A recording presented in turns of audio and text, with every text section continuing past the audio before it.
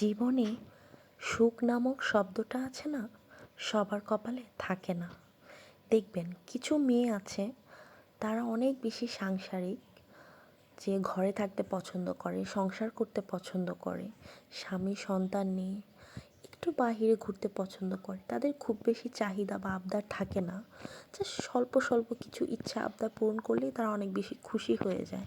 কিন্তু সেসব ঘরোয়া সাংসারিক মেয়েগুলোর কপালে না বেশি দিন সুখ টিকে না। যতই চায় অগোছালো মনটাকে একটু গুছিয়ে রাখতে, অগোছালো অপরিপাটি সংসারটাকে একটু পরিপাটি করতে, একটু নিজের করতে, ঠিক তখনই সংসারটা আর নিজের থাকে না, অনেক বেশি দূরে চলে যায়। যতই পরিস্থিতি সামাল দেওয়ার চেষ্টা করি না কেন, পরিস্থিতি আরও বিগড়ে যায়।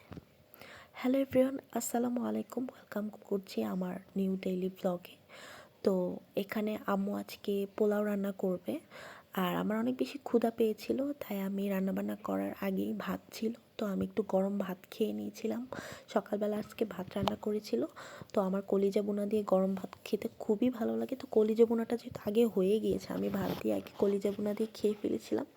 আর এখানে আলু দিয়ে গরুর মাংসের তরকারিটাও প্রায় হয়ে গিয়েছে, তবে একটু চুলাতে রেখেছে যেন আরেকটু নরম হয় ভালোভাবে, আর ঝোলটা যেন আরেকটু টানে। তো এখানে ঝোলটা একটু বেশি হয়েছিল।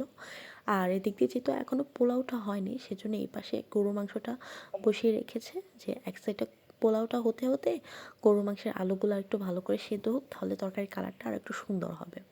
আর গরুর মাংসের তরকারির ঝোলটা কিন্তু একটু ঘন ঘন হলে মজা হয়, সেজন্য আর কি বসিয়ে রেখেছে। আর এদিক দিয়েই তো এখানে পোলাও বসিয়ে দিয়েছে। আর আমার আম্মুর হাতের পোলাওটা সবসময়ই খুব পারফেক্ট হয়, তো এই জন্য আজকেও আম্মুকে দিয়েই পোলাওটা রান্না করা হয়েছে। আর আমরা মাঝে মাঝে বোনেরাও রান্না করি, তবে আম্মুরটা সবসময় সুন্দর হয়, ঝরঝরা হয়, একদম পারফেক্ট হয়, আর একদম সাদা ফকফকা হয় আম্মুর হাতের পোলাওটা, কেন জানি না। আর আমি নিজে যখন রান্না করতে চাই, তখন আমার হাতের পোলাওটা একটু 19-20 হয়ে যায়, কোনো সময় একটু নরম বা কোনো সময় একটু শক্ত, বা দেখা যায় কোনো সময় পুরো সাদা ফকফকে হয় না, দেখা যায় তরকারির কোনো কড়াইতে রান্না করলে একটু হলদে হলদে হয়ে যায়। তো আম্মু সবসময় একটু পারফেক্টলি পোলাওটা রান্না করতে পারে, সেজন্য আম্মুকে দিয়ে রান্না করিয়েছি। আর এই ডিশটাতেই আম্মু সবসময় পোলাওটা রান্না করে, যখন একটু বেশি করে রান্না করে আর কি। আর এখন যেহেতু বাসায় মোটামুটি গেস্ট আছে, সেজন্য সব কিছু একটু বেশি বেশি পরিমাণে রান্না করা হয়েছে। আর এখন যেহেতু শীতকাল চলছে, তো পিঠাপুলির উৎসব তো থাকবেই। তো এখন শীতকালে মোটামুটি প্রতিদিনই কম বেশি পিঠা খাওয়া হয় আমাদের বাসায়। তো এগুলো হচ্ছে আমাদের আঞ্চলিক ভাষায় বলে এগুলো হান্দেশ পিঠা, কিন্তু এমনিতে বইয়ের ভাষায় বলে নকশি পিঠা। তো এখানে চিনি শিরা দিয়ে পিঠাগুলো করা হয়েছে, এই জন্য চাকা চাকা চিনি জমে আছে।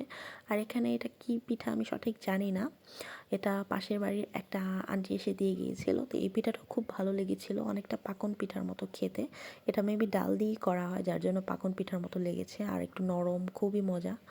তো আমার ভিডিওটা যদি শুরু থেকে শেষ পর্যন্ত ভালো লেগে থাকে, তাহলে কিন্তু লাইক কমেন্ট শেয়ার করে ফলো দিয়ে আমার পেজের সাথেই থাকবেন প্রতিদিনের ভিডিওগুলো দেখার জন্য। আর এটা হচ্ছে একটা পাকোড়া।